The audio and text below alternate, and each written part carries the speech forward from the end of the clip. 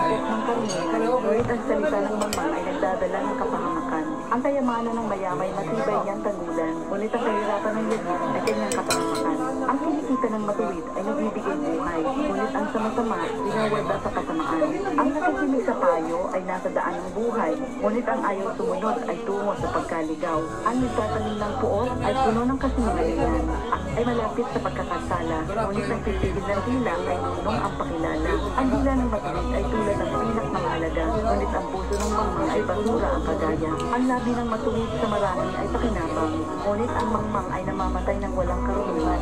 Ang pagpapala ni Yahweh ay kayamanan na walang kasamang kapalisahan. Ang paggawa ng kasalanan ay kasiyahan ng masama, ngunit ang mabuting asal, kasiyahan ng may ginawa. Ang kinapatakutan ng masama ay magaganap sa kanya, ngunit ang hangarin ng matuwid ay matatamo niya. Tinatangay ng hari, ngunit ang matuwid ay gusaling di magiba. Kung paano ang usok ay nakakaluha, ang suka ay nakakahilo, gayon ang tamad ng mga amo.